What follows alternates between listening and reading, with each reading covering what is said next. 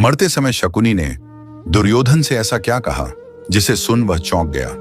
महाभारत में शकुनी का चरित्र जितना रहस्यमयी है उतना महत्वपूर्ण भी है।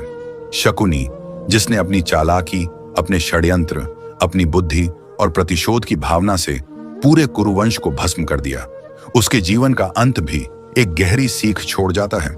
जब शकुनी महाभारत के युद्ध में अंततः भीम के हाथों मारा गया, उससे पहले उसने दुर्योधन से जो बात कही वे केवल अंतिम शब्द नहीं थे, बल्कि ऐसे व्यक्ति की स्वीकारोक्ति थी जिसने अपने जीवन का उद्देश्य केवल बदला माना था। कुरुक्षेत्र की भूमि पर रक्त की नदी बह रही थी। आकाश में सूर्य अस्त होने को था। चारों ओर मृत्यु की गंध फैली हुई थी। महाभारत का युद्ध अब अपने अंतिम पलों में था। कौरव सेना टूट चुकी थी। भीम ने अधिकांश योद्धाओं को मार डाला था। अब केवल कुछ योद्धा ही शेष बचे हुए थे। दुर्योधन, कृपाचार्य, अश्वत्थामा और गंधार का राजा शकुनी। शकुनी जानता था कि अब अंत निकट है। उसकी आंखों में थकान थी, परंतु दुर्योधन को बचाना और अपने प्रतिशोध की कथा को पूरा करने की जिद उसके अंदर अभी भी जिंदा थी। रात्रि का समय था। युद्ध के मैदान के एक कोने में दुर्योधन और शकुनी खड़े थे। चारों ओर मृत शरीर पड़े थे। हवा में दर्द की चीखें घुली थीं। दुर्योधन ने शकुनी की ओर देखा और कहा, मामा, अब सब समाप्त हो गया। जिनके बल पर मैंने ये युद्ध लड़ा वे सब मर चुके हैं। मेरे भाई, मेरे सेनापति, मेरे गुरु सब चले गए। अब केवल हम बचे हैं। क्या यही तुम्हारी चालों का परिणाम था? क्या यही वो विजय थी जिसका तुमने मुझसे वादा किया था? शकुनी की आंखों में गहरी उदासी थी, परंतु उसके होठों पर एक हल्की मुस्कान भी थी।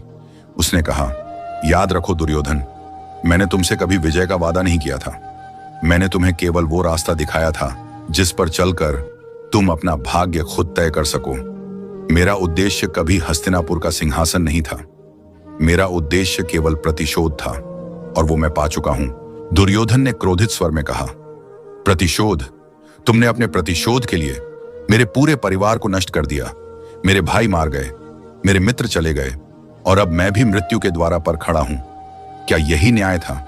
शकुनी ने गहरी सांस ली और कहा, दुर्योधन, जब मैं गंधार का राजकुमार था तब मेरा परिवार हस्तिनापुर की राजनीति का शिकार हुआ था। मेरी बहन गांधारी को जबरन अंधे राजा धृतराष्ट्र से विवाह करना पड़ा। मेरे 100 भाई भूख से मरे क्योंकि हस्तिनापुर ने हमें कैद में रखा।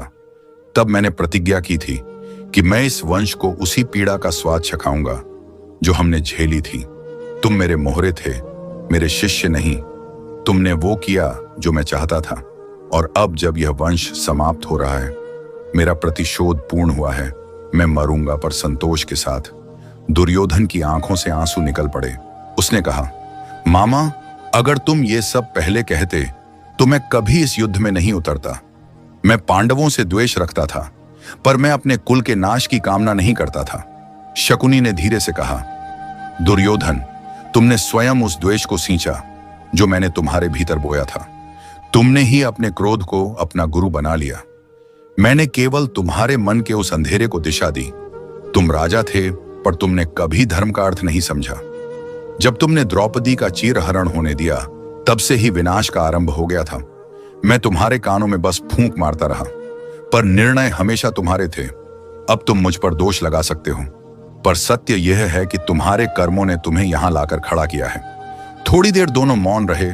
हवा में केवल युद्ध की दूर से आती आवाजें थीं। फिर शकुनी ने धीरे से कहा, दुर्योधन, जब मैं मर जाऊं तो मेरे शरीर को आग में मत देना। उसे इसी रणभूमि पर छोड़ देना। यही भूमि मेरी साक्षी है। यही मेरी तपोभूमि है। मैंने यहां अपने जीवन का उद्देश्य पूरा किया और याद रखना, इतिहास हमें खलनायक कहेगा, पर असल में हम वही करते रहे जो नियति चाहती थी। दुर्योधन ने थके हुए स्वर में कहा, क्या नियति इतनी निर्दय होती है मामा? शकुनी ने कहा, हां दुर्योधन, नियति से कोई नहीं बचता। कृष्णा भी नहीं, मैं भी नहीं और तुम भी नहीं। हर व्यक्ति इस खेल का एक मोहरा है। मैंने पासे फेंके, पर पासे भी मेरे हाथों में किसी अदृश्य शक्ति से चल रहे थे। आज सोचो, अगर मैं नहीं होता तो क्या तुम वही दुर्योधन होते जो दुनिया जानती है? नहीं, मैं वो छाया था जो तुम्हारे भीतर के अहंकार को जीवित रखती थी। और अब जब वो अहंकार मरा है, मैं भी मरने जा रहा हूं। यही इस कथा का अंत है। इतना कहकर शकुनी ने दुर्योधन के कंधे पर हाथ रखा। उसकी आंखों में अब कोई छल नहीं था, केवल थकान और संतोष था।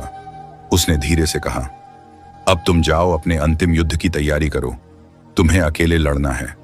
मैं अब इस धरती पर अधिक देर नहीं रुक सकता। सुबह जब युद्ध आरंभ हुआ, भीम ने शकुनी को चुनौती दी। शकुनी जानता था कि उसका अंत निश्चित है, पर उसने रणभूमि में कदम रखा। भीम ने अपने गदा प्रहार से शकुनी को घायल किया। मरते हुए शकुनी ने आखिरी बार आकाश की ओर देखा और बोला, हे विधाता, तूने मेरा खेल पूरा किया, अब मैं विश्राम कर सकता हूं। दुर्योधन दूर खड़ा था। उसने शकुनी को मरते देखा। उसकी आंखों से फिर आंसू बह निकले। वो समझ गया था कि उसका मामा केवल एक व्यक्ति नहीं था, बल्कि एक विचार था। वो विचार जो बदले की आग में जलकर सब कुछ भस्म कर देता है।